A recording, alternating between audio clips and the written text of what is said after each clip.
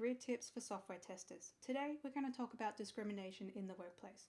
I'm going to share a couple of my personal stories that I've experienced through my job hunting efforts.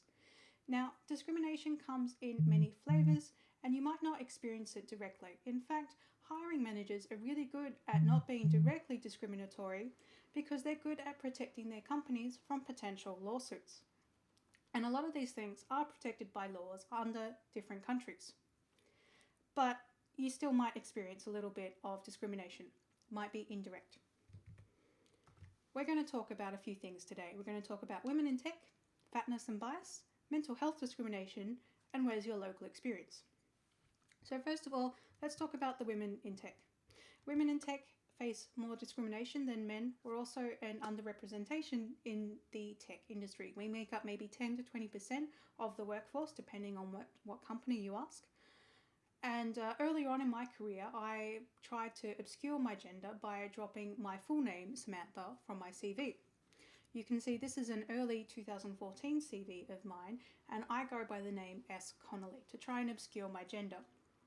Now that I have an online profile, this doesn't really work as much anymore, but it was one thing I tried earlier on in my career.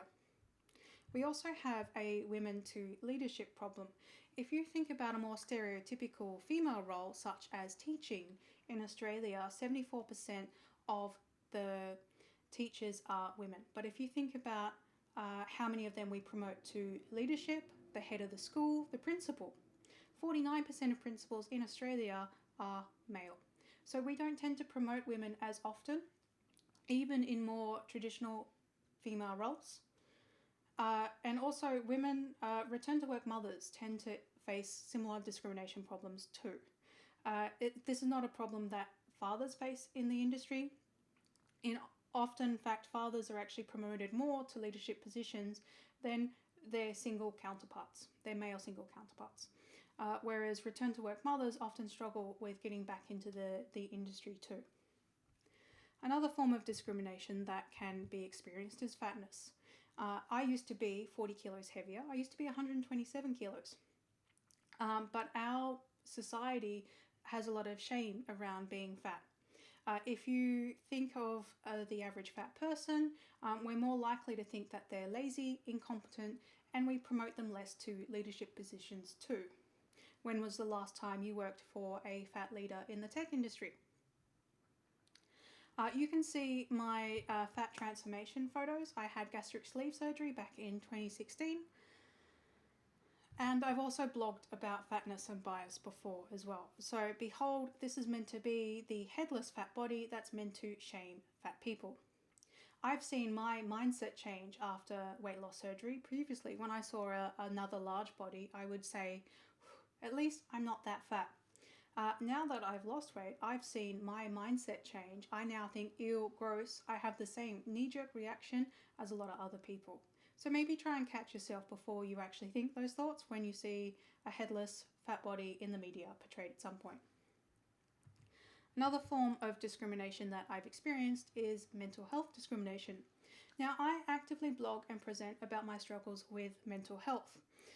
And about this time last year, I thought I was going to move to another city to join a startup as a potential head of engineering. I was really excited about this position. But then someone on the board did further investigation into my work history. This was after a job offer had been made. So they discovered that I was let go from Campaign Monitor. Campaign Monitor is an email marketing company. And they thought I had been let go due to my struggles with depression and poor performance. Now, this was not the reason why I was let go. I was let go because I was trying a quality coach role. This was an experimental role within the company. They had never hired one of those roles before. Through hiring me, they discovered that they actually wanted someone to help grow the test automation suite across the whole C# backend. This wasn't my strength, and after 6 months, we parted ways. We broke up on amicable terms, and at the time I was also struggling with a broken ankle too. But I've also presented at conferences about this journey of how I tried a quality coach role and failed in my efforts. Campaign Monitor is actually still a great company, and I get along well with everyone there. We just broke up on good terms.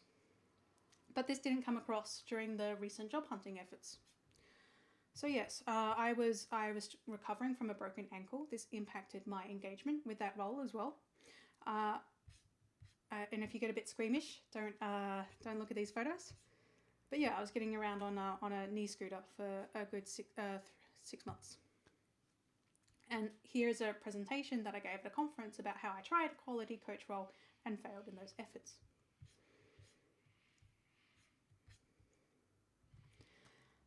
Another thing that I see from talking to lots of other job hunters in the industry is they get rejected for where's your local experience. So these are people who are freshly migrated to Australia and they're really struggling to get that first job. I see this as race discrimination, but people aren't going to be racist to your face.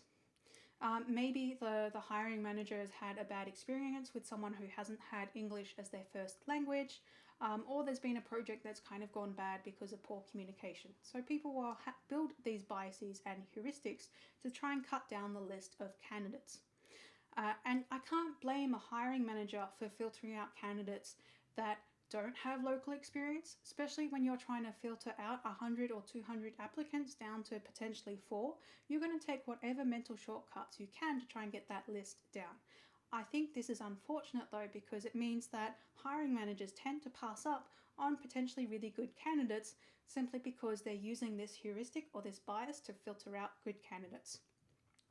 Now, from my career coaching sessions, if someone's come across this discrimination, my recommendation has always been to focus on building out your technical profile, building out your technical skills, and making that really solid, and also networking like a boss. I've gotten my last couple of job offers from networking and speaking at meetup events, and I have to maintain that to stay ahead.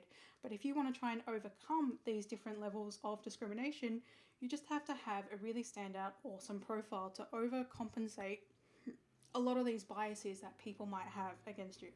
Networking is king. I have this blog post about that as well. And I have a whole bunch of tips for improving your technical skills as well that I've gone over previously.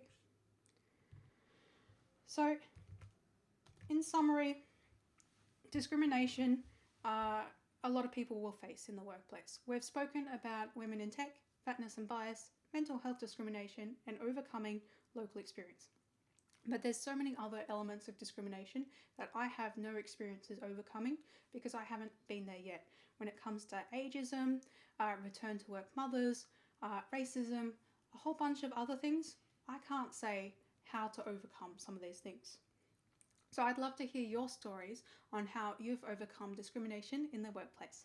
Thank you.